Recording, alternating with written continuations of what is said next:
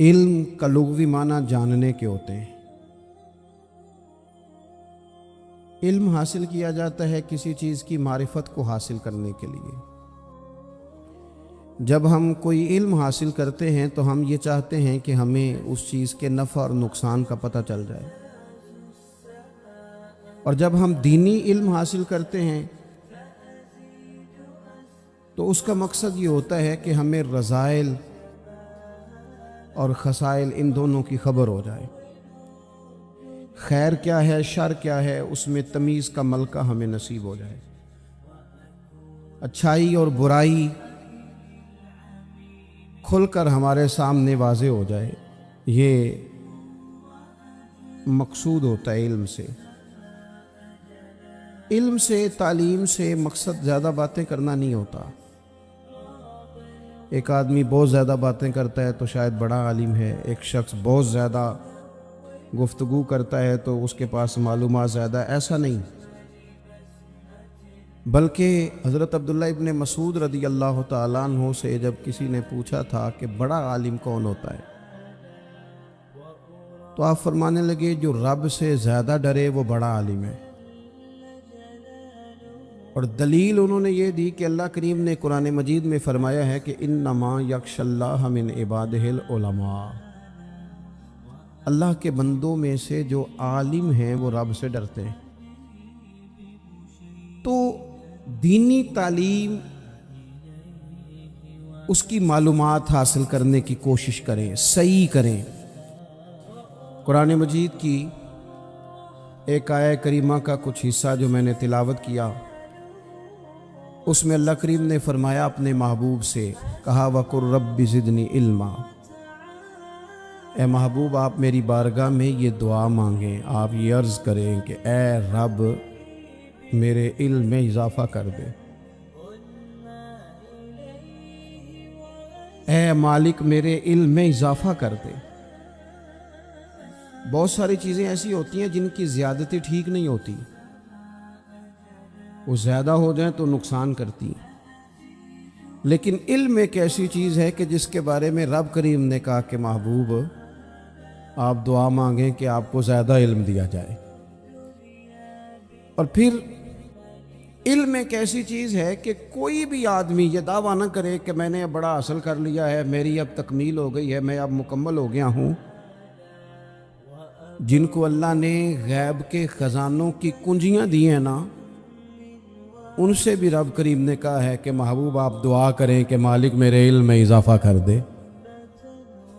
تو جب وہاں تک یہ بات ہے تو پھر عام آدمی کو بھی چاہیے کہ وہ اپنی معلومات میں اضافے کا شوق پیدا کرے۔ اور تیسری بات یہ کہ جو حضور کے علم شریف پر بات کرتے ہیں وہ بھی اس آیت سے سیکھیں کہ حضور کا علم تو ہر روز رب اس میں اضافہ فرما رہا ہے، تو ہر روز اضافہ ہو رہا ہے، وَلَلْآخِرَةُ خَيْرٌ لَكَ مِنَ الْأُولَىٰ، ہر روز ترقی ہو رہی ہے حضور کے علم شریف کی بھی۔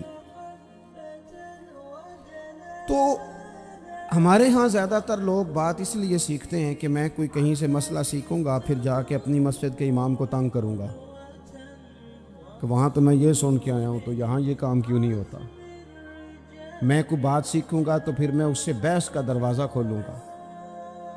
علم کا مطلب ہی اپنے آپ کو سنوارنا ہے، معلومات حاصل کرنے کا مطلب یہ کہ آپ کے عمل میں پختگی آئے، آپ کے کردار میں پختگی آئے، آپ نے جو سیکھا ہے آپ اس کے مطابق اپنے آپ کو ڈھالیں۔ مسلم شریف میں موجود ہے، نبی پاک صلی اللہ علیہ وسلم نے دعا مانگی ہے، اے اللہ میں اس علم سے تیری پناہ مانگتا ہوں جو علم تو ہو پر نفع والا نہ ہو۔ جس بندے کے علم نے اسے نفع نہیں دیا، وہ کچھ سیکھ نہیں سکا اس سے، تو اس کا علم کسی کو کیا نفع دے گا؟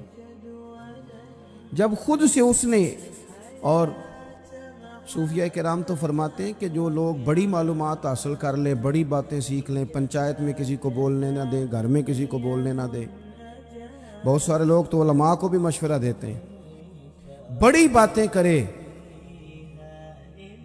لیکن عمل کے لحاظ سے بندہ زیرو ہو تو اہل دل فرماتے ہیں اس کی صحبت سے بچو۔ اسے بڑا پتہ ہے، بڑی باتیں آتی ہیں، بڑی باتیں کرتا ہے، لیکن گفتگو کی حد تک تو بہت بڑا ہے، عمل کے معاملے میں صفر ہے۔ بہت سارے لوگ مسجد کے اجرے میں میٹنگ ہو رہی ہوتی ہے اور وہ لمبی لمبی دلیلیں اور مشورے دے رہے ہوتے ہیں، نماز کا ٹائم آ جائے تو اٹھ کے چلے جاتے ہیں، کہتے ہیں میں اپنے محلے دی مسیتیں پڑھنی ہیں۔ کئیوں کو کام یاد آ جاتا ہے۔ فرمایا کہ شخص کے پاس معلومات بڑی ہوں لیکن عمل کے معاملے میں بندہ زیرو ہو تو اسے بچنا کیوں؟ اس لیے کہ اگر پڑھا لکھا آدمی بے عمل ہونا تو وہ اپنی بے عملی پر بھی دلیلیں پیش کرتا ہے۔ وہ کہتا ہے میں یہ کام نہیں کرتا تو یہ میرے پاس دلیل ہے۔ وہ تو بے عملی کو بھی مزین کر دے گا معاذ اللہ۔ تو دینی تعلیم ایک تو حاصل اس لیے کریں کہ ہم نے اپنے آپ کو سنوارنا ہے، اور دوسرا علم کا شوق طبیعت میں ہو۔ لیکن نا اللہ کے حبیب صلی اللہ علیہ وسلم نے فرمایا ہے کہ جو علم کے رستے پہ چل پڑا وہ جنت کے رستے پہ چل پڑا ہے۔ جمعوں میں محفلوں میں کانوں کے ذائقے کے لیے نہ آئیں، اس لیے آئیں کہ میرے علم میں، میرے عمل میں یہ کوئی اضافے کی بات بنے گی، میں کوئی نصیحت حاصل کروں گا تو میرے دل کا زنگ اترے گا۔ ہمارے ہاں یہاں لوگ مزے کے لیے آتے ہیں اور آج کل لوگ فوٹو کے لیے آتے ہیں۔ ان دو کاموں سے نکل کر خالص اصلاح کی نیت سے علم کا شوق، ہمارے ہاں تیزی سے ایک حرکت کی گئی، علماء کا وقار خراب کیا گیا اور لوگوں کو دینی علوم سے دور کیا گیا، اور اس میں بعض بیچارے واعظین اور خطباء نے بھی کردار ادا کیا جب جعلی پیر کی تعریفیں کھول کے کی، اور اسے پتہ نہیں کہاں تک یہ اسٹیج ہوتے ہیں نا، ان میں کوئی بندہ اچھا لگے بھی تو اس کے لیے دعا کرنی چاہیے، تعریفیں نہیں کرنی چاہیے۔ تعریفیں اس کا کوئی فائدہ نہیں ہے، اس بندے کو تو دعا کا فائدہ ہے۔ اگر آپ کو اچھا لگ رہا ہے تو اسے دعا دیں، اس سے زیادہ کچھ نہیں کریں۔ اور ہمارے ہاں جناب وہ نقیب محفل بیچارے کی شامت آ جاتی ہے اگر تعریفیں تھوڑی کرے تو، کہتے ہیں انہوں تو نام ہی نہیں لینا ہوں۔ وہ بھئی اس کے نام لینے سے آپ کا قد اونچا ہوتا ہے۔ تو علم اور عالم، ان دونوں چیزوں سے قوم کو دور کیا گیا۔ دینی تعلیمات کا فقدان ہے۔ جو میٹرک تک لوگ 60-70 کتابیں پڑھ جاتے ہیں انہیں بھی قرآن پاک ٹھیک سے نہیں پڑھنا آتا، دور کیا گیا۔ آپ مجھے بتائیے، چلیں ایک مسجد ہی آپ دیکھ لیں، اس مسجد کے اندر اگر ایک طرف ایک عالم دین مشکات شریف کھول کے بیٹھے ہوں، حدیث پاک کا درس ہو رہا ہے، یا بحر شریعت کھول کے بیٹھے ہیں، فقہی مسائل بیان کیے، اور اسی مسجد میں ایک بابا جی جبہ پہن کے تگڑا سا بڑی سی پگڑی باندھ کے اور 500 دانے والی تسبیح لے کے بیٹھے ہیں، اب ایک بندہ اندر آتا ہے تو وہ کدھر جائے گا؟ عالم کی طرف کہ بابا جی کی طرف؟ وہ کیوں جا رہا ہے بھلا بابا جی کی طرف؟ وہ اس لیے کہ ہم نے اسے یہ بتایا ہی نہیں کہ جس طرح سبحان اللہ سبحان اللہ سبحان اللہ پڑھنا عبادت ہے نا، اسی طرح دارابا دارابا پڑھنا بھی عبادت ہے۔ اسے ہم نے بتایا نہیں کہ جب تک علم کے رستے میں رہنا بھی عبادت ہے، جب تک اسے یہ سمجھ نہیں نہ آئے گی کہ جس طرح وظائف کی کتاب پڑھنا عبادت ہے اسی طرح مشکات شریف پڑھنا بھی عبادت ہے، حدیث بخاری کا درس لینا بھی عبادت ہے، مسلم شریف کی احادیث پر اپنے اساتذہ سے بیٹھ کر دروس پانا بھی عبادت۔ جب تک یہ پورا مزاج دیکھیں نا، نبی پاک صلی اللہ علیہ وسلم نے فرمایا رات کی ایک گھڑی بھر دین سیکھ لینا ساری رات نفل پڑھنے سے بہتر ہے۔ اب ہمیں سمجھنا چاہیے کہ کتاب پڑھ کے بھی بندہ رب رسول تک پہنچ سکتا ہے۔ کتاب و سنت رستہ آسان کرتے ہیں، لیکن ہمارے ہاں کیا مزاج دیا گیا ہے؟ بابا جی کے پاس چلو، ضرور جائیں بابا جی اگر نیک ہیں تو منع کوئی نہیں کر رہا، لیکن جو سوچ ہمیں حضور نے دی ہے ہم نے اسی کی سوچ کے مطابق اپنے معاملات کو ترتیب دینا ہے نا۔ اب ایک بات میں نے آپ سے پوچھی اور آپ نے کہا قوم ساری بابا جی کی طرف جائے گی۔ حدیث پاک کس طرح ہے؟ اللہ کے محبوب مسجد شریف میں تشریف لائے، دونوں جانب لوگوں کے حلقے بنے ہوئے ہیں، لوگ بیٹھے ہوئے، ایک حلقے میں لوگ اللہ کی یاد کر رہے ہیں، ذکر ہو رہا ہے، ایک حلقے میں بیٹھ کے ایک عالم کتاب و سنت کا درس دے رہے ہیں، ایک صحابی اور باقی سن رہے ہیں۔ خاص توجہ کریں نوجوان میری بات پر. رسول کریم صلی اللہ علیہ وسلم دونوں کے بیچ کھڑے ہو گئے اور کریم نے فرمایا دونوں محفلیں خیر کی ہیں, دونوں ہی حلقے خیر کے ہیں. اور پھر حضور فرمانے لگے مجھے چونکہ رب نے استاد بنا کے بھیجا ہے, میں چونکہ معلم بن کے آیا ہوں, یتلو علیکم آیاتنا ویزکیکم, میں چونکہ کتاب و سنت کی تعلیم کے لیے آیا ہوں. یہ لفظ کہتے کہتے حضور اس جماعت میں بیٹھ گئے جو دین پڑھ اور پڑھا رہی تھی. حضور وہاں بیٹھے جہاں بات دین کی ہو رہی, جہاں لوگوں کو اللہ رسول کی بات بتائی جا رہی. تو جمعے میں وقت پہ آئیں, اپنی دینی معلومات مضبوط کریں اور اپنے لیے مضبوط کریں. میں آپ کو بڑے درد سے یہ بات عرض کرتا ہوں, اگر دن میں 100 لوگ مسئلہ پوچھتے ہیں نا شریعت کا, تو ان میں 95 لوگ وہ ہوتے ہیں جو طلاق کا مسئلہ پوچھتے ہیں. والد صاحب نے, بیٹی کے والد صاحب نے 2 مہینے پہلے آرڈر دیا ہوتا ہے فرنیچر کا. بیٹے کی شادی ہو تو مہینہ پہلے شیروانی والے کو بھی کہنا پڑتا ہے, گاڑیاں بک کرانی پڑتی ہیں, میرج ہال بک, یہ سارے لوازمات ہم کرتے ہیں. سارا کچھ کیا, گاڑی سے گھر بسنا ہے, میرج ہال سے بسنا ہے, فرنیچر سے بسنا ہے. ہم نے سارا کچھ ان کو بتایا, لیکن کاش 2 گھنٹے بچی کسی معلمہ کے پاس جاتی, بچہ کسی استاد کے پاس جاتا, نکاح طلاق کے مسئلے بھی سیکھتے. میں دعوے سے کہتا ہوں اگر ہمیں پتہ چل جائے کہ 3 طلاقیں اکٹھی نہیں دینی چاہیے, کیونکہ دے دیں تو ہو جاتی ہیں, اگر ہمیں سمجھ آ جائے کہ نہیں دینی چاہیے, یہ مسئلہ بیان ہو, اور یہ والے مسئلے ہم محفلوں میں بھی نہیں بیان کر سکتے, اس لیے کہ لوگ کہیں گے مسئلہ تو وہ بیان کریں جس پہ نعرے لگیں گے. آپ قوم کو یہ کیا بتا رہے ہیں, یہ تو چھوٹا عالم بتاتا ہے معاذ اللہ اس طرح کی باتیں, تو بڑی بڑی کوئی نقطے کی بات بتائیں. اور جس طرح ہمارے ہاں وہ 1 گھنٹہ پہلے نہیں کہتے تگڑے ہو جو میں جملہ دینے لگا, وہ پتہ نہیں جملہ آ رہا ہے کہ ایٹم بم آ رہا ہے, تیار ہو جاؤ, جو میرا جملہ ضائع نہ کرنا, ادھر بھاگ کے چلا گیا ادھر بھاگ کے آ جاؤ. اللہ جانے وہ جس طرح کبھی لگتا ہے نا پٹاری سے, اللہ جانے کیا نکلے گا. میں جملہ دینے لگا ہوں تو میں کہتا ہوں تو آرام سے بیٹھ کے بھی جملہ دے دے, تیرے جملے سے کیا نکلے گا. اور تو جملہ نہ دے ہمیں کوئی آیت دے, تو جملہ چھوڑ ہمیں کوئی حدیث پاک سنا. یعنی ہر نقیب, ہر خطیب, ہر نعت خواہ اٹھ کے کہتا ہے سارا قرآن ہی حضور کی تعریف ہے. اور بھئی اگر سارا قرآن حضور کی تعریف ہے تو چند آیتیں پڑھ دے پھر تو بھی. تو نے پڑھی تو ایک بھی نہیں اور تو کہتا جا رہا ہے سارا قرآن ہی حضور کی تعریف ہے. یہ والی تعریف بھی تو سنانا قوم کو, جو یہ بچے ان کے استاد انہیں سکھا رہے ہیں اور یہ سیکھ رہے ہیں. اس طرف بھی تو سفر کریں. تو میرے عزیز, اگر لوگوں کو مسائل کا پتہ چلے تو سینکڑوں گھر بچ جائیں تباہ ہونے سے, بڑے بڑے گھر بچ جائیں. لیکن مسائل نہیں آتے. میرے پاس مسئلہ پوچھنے کے لیے کچھ لوگ آ گئے تو 4-5 سال کا بچہ بھی تھا جس کے والد نے غصے میں اپنی بیوی کو 3 طلاقیں دی تھی. چھوٹا سا بچہ, کپڑے بھی پھٹے پرانے, اور حالت بتا رہی تھی کہ غریبی ہے. تو جب میں نے مسئلہ بتایا کہ 3 طلاقیں ہو گئی ہیں تو واپس جانے لگے, تو بچہ مجھ سے کہتا ہے, دیہاتی آدمی تو کہنے لگا مولوی صاحب میری اماں تے نانی کہنی اسن پوچھ کے آئی آپ کہ ہن اسی لہدا لہدا ہی رہنا ہے.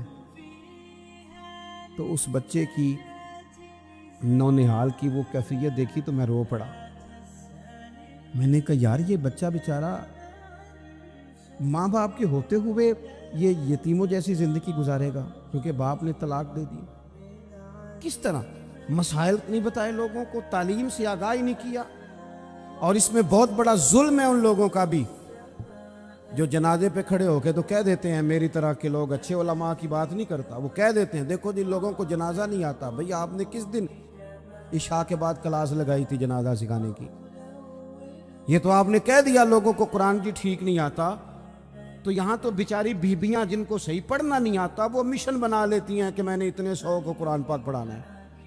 بیوہ ہو گئی ہوں, طلاق یافتہ ہو گئی ہوں, ساری زندگی قرآن پڑھاؤں گی.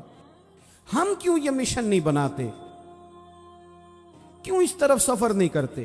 ایک تو دینی معلومات میں، دینی علوم میں اپنے آپ کو لگائیں اور ذوق پیدا کریں کہ جو چیزیں مجھے نہیں آتی میں نے وہ سیکھنی ہے، جو معاملات مجھے نہیں آتے میں نے ان کی طرف سفر کرنا ہے۔ ایک تو اپنا یہ مزاج بنائیں، اور جب آپ دینی علوم سیکھتے ہیں تو پتہ ہے کون سا منظر قائم ہوتا ہے؟ منظر وہ بنتا ہے کہ حضرت ابو ہریرہ بھی دین سیکھا کرتے تھے، حضرت عبداللہ ابن عمر بھی اصحاب صفہ میں رہا کرتے تھے، حضرت انس بن مالک بھی رہا کرتے تھے، اور ایسا منظر بنتا ہے کہ حضرت سیدہ خدیجہ الکبریٰ رضی اللہ تعالیٰ عنہ فرماتی ہیں سیدہ فاطمہ حضور کی گود میں بیٹھی ہوتی تھی اور نبی پاک سے باتیں پوچھتی تھی، اور حضور انہیں بتا رہے ہوتے تھے۔ سیدہ عائشہ حضور سے دین کی باتیں پوچھتی۔ چوتھا حصہ ہماری فقہ کے اصول حضرت فاطمہ کی، حضرت عائشہ صدیقہ کی مرویات پر مبنی ہیں۔ اگر ہماری بچیاں چھوڑ دیں ڈائجسٹ پڑھنا، چھوڑ دیں ادھر ادھر کی مووی دیکھنا، اور وہ کتاب و سنت پر آ جائیں، تو بہت سارے مسائل ایسے ہیں جو الجھنے سے پہلے ہی سلجھے ہوئے ہوں۔ دینی تعلیم کا مزاج اور ذوق۔ اور دوسری آیت کریمہ میں نے تلاوت کی، اللہ کریم نے قرآن مجید میں فرمایا یا ایھا الذین آمنوا قوا انفسکم واہلیکم نارا، اے ایمان والو خود بھی دوزخ کی آگ سے بچو اور اپنے گھر والوں کو بھی بچاؤ۔ او والد، وہ ماں جو بچوں کو بھوک سے بچانے کے لیے محنت کرتی ہے، ان کو مایوسی سے بہت سارے ماں باپ ایسے ہوتے ہیں جن کے پاس کپڑے لینے کے پیسے نہیں ہوتے عید پہ۔ کیوں؟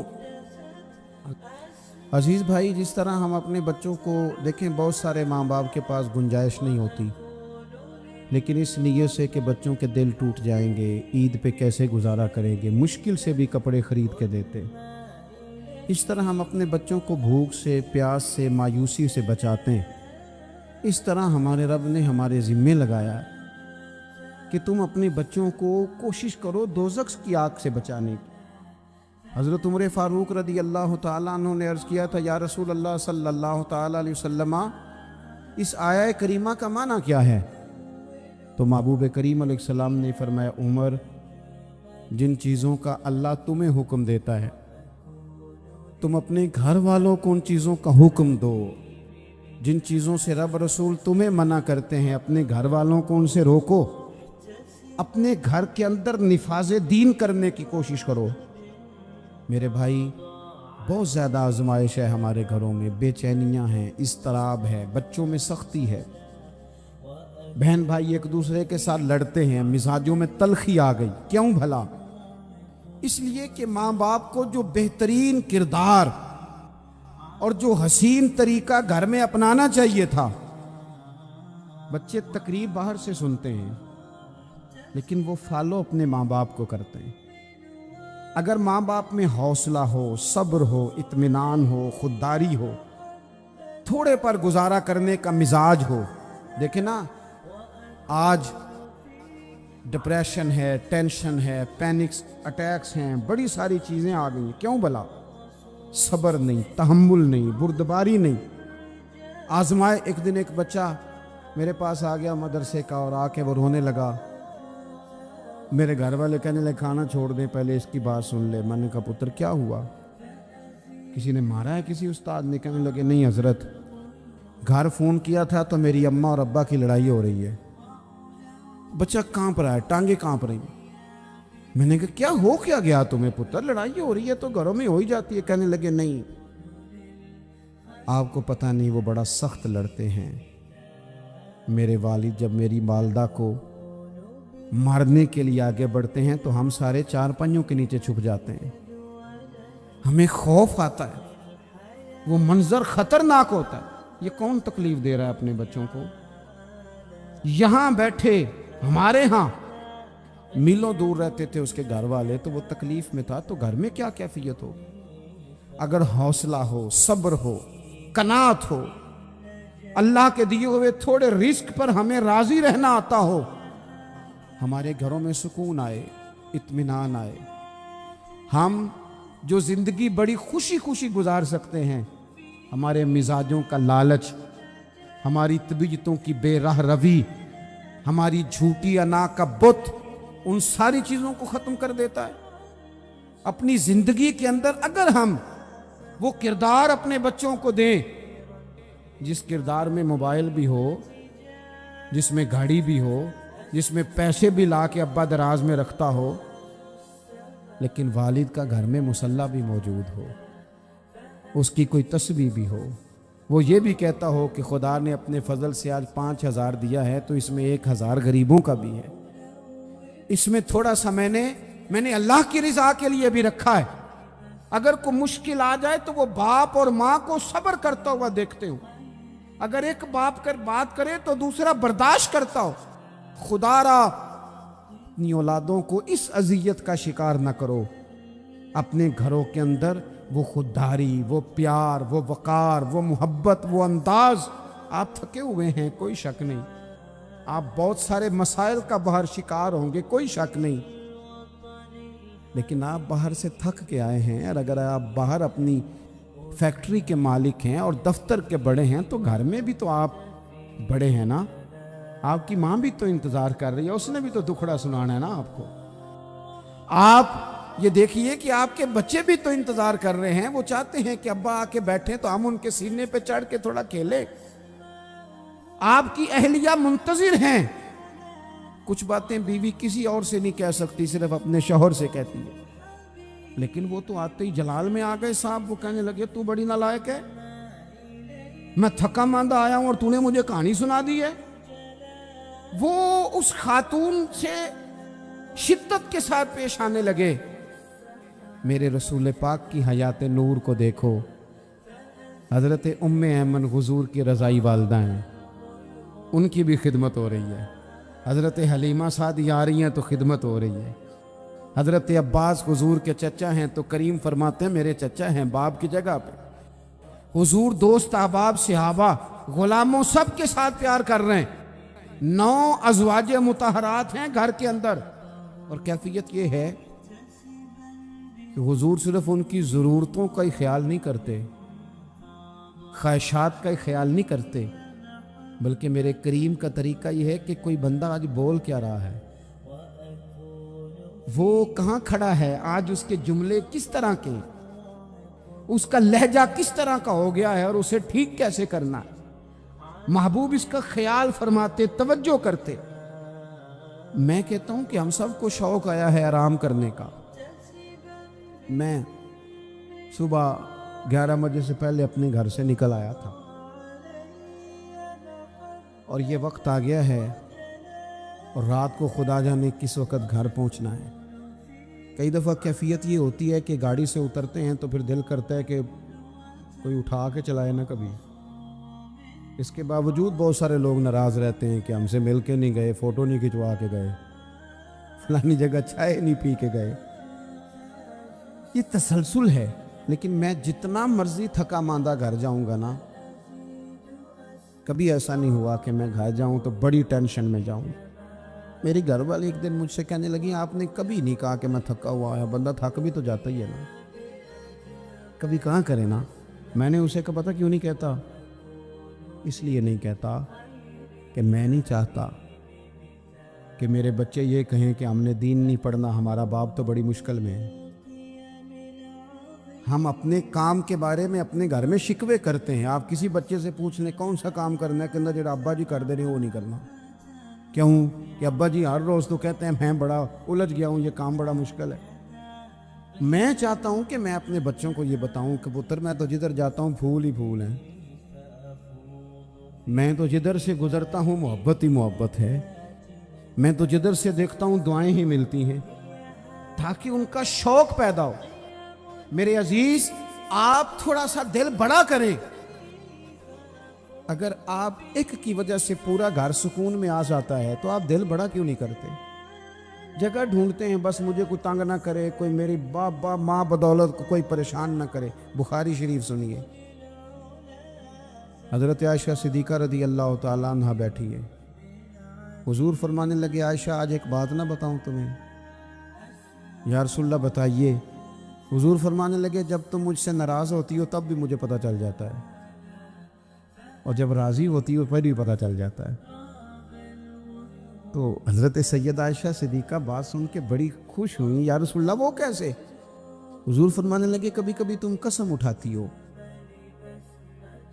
یا رسول اللہ ہاں۔ فرمایا جب ہوتی ہو نا راضی، خوش، تو پھر کہتی ہو